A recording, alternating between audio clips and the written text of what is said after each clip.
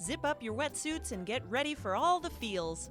Winter the Dolphin is back in Dolphin Tale 2, with stars Ashley Judd and Morgan Freeman returning to show us what's going on at the Clearwater Marine Aquarium. I love that fish! Oh, she's not a fish. Looks like a fish, smells like a fish. Harry Connick Jr. is back too, with an important task at hand, racing to save the aquarium's new dolphin Hope.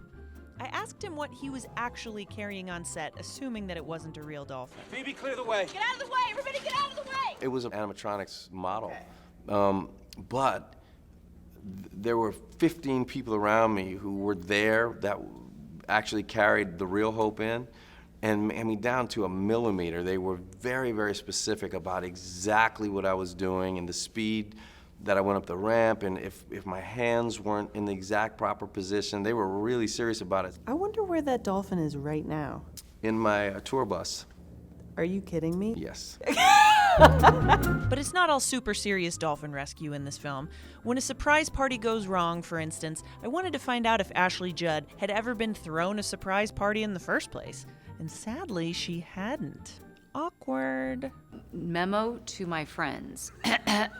Listen up. My life is incomplete. Surprise party, please. Oh my God! You've never been thrown... I haven't either. Maybe our friends are the same friends, and they're gonna throw us a joint surprise party. May it please be a dance party? It will be a dance party, Okay. Ashley Judd. Now, let's throw it down.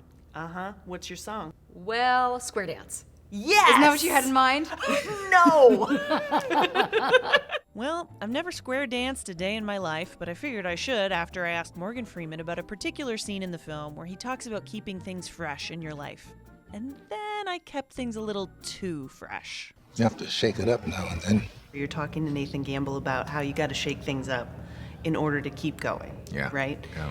Have you ever come across that in your career? Of course. How'd you shake it up? Well, it was shaken up for me most of the time.